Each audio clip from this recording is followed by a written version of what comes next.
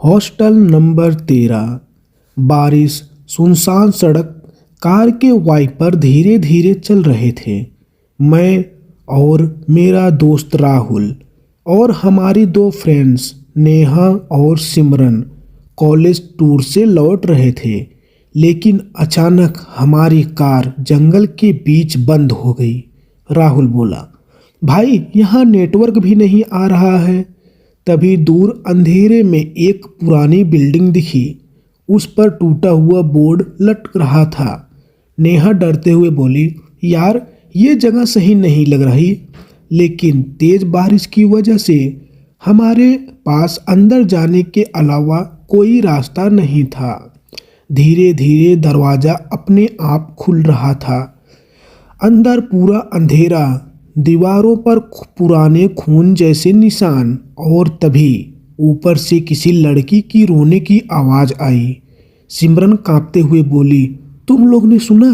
राहुल हंसने लगा, अरे हवा होगी। लेकिन तभी पीछे का दरवाज़ा जोर से बंद हो गया, धड़ाम, और पूरा हॉस्टल अंधेरे में डूब गया। मैंने मोबाइल की फ्लैश ऑन की। कॉरिडोर के आखिर में एक लड़की खड़ी थी। सफ़ेद कपड़े, उल्टे पैर और उसके बाल पूरे चेहरे पर। वो धीरे धीरे हमारी तरफ आने लगी। टक टक टक। उसके पैर की आवाज़ पूरे हॉस्टल में गूंज रही थी। नेहा जोर से चिल्लाई, भागो! हम चारों ऊपर की तरफ भागे, लेकिन ऊपर जाते ही पता चला सीढ़ियाँ खत्म हो चुकी थी।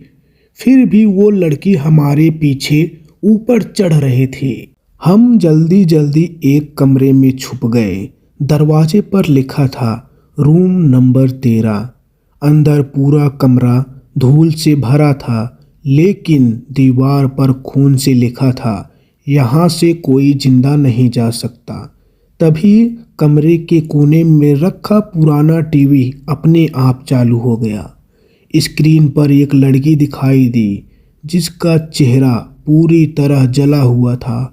और अचानक टीवी वाली लड़की धीरे धीरे स्क्रीन से बाहर निकलने लगी। नेहा डर के मारे रोने लगी।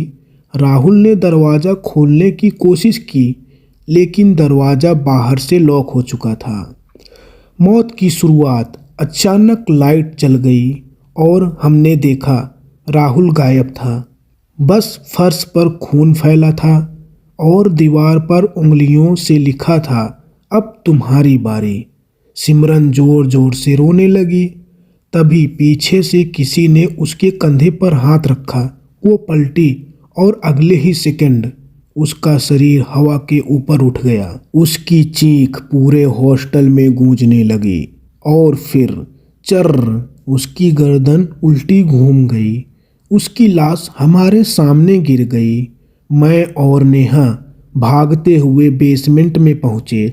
वहां पुरानी अखबारों की कटिंग्स पड़ी थी। हमें पता चला 20 साल पहले इस हॉस्टल में एक लड़की को 4 लड़कों ने मार दिया था।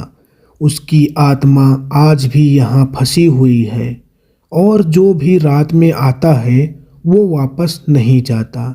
तभी पीछे से आवाज़ आई, तुम भी मुझे छोड़कर जाओगे?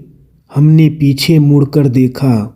वो लड़की बिल्कुल हमारे पीछे खड़ी थी। उसकी आंखों से खून निकल रहा था और उसका मुंह धीरे धीरे फट रहा था। आखिरी रिकॉर्डिंग। मोबाइल कैमरा हिल रहा है, तेज सांसों की आवाज़। मैं कैमरे में रिकॉर्ड कर रहा था। अगर किसी को ये वीडियो मिले तो कभी भी हॉस्टल नंबर 13 मत आना। तभी नेहा अचानक चीखी। मैं पीछे मुड़ा और वो लड़की नेहा को अंधेरे में घसीटते ले गई। मैं भागने लगा, लेकिन अचानक मेरे सामने वही लड़की आ गई।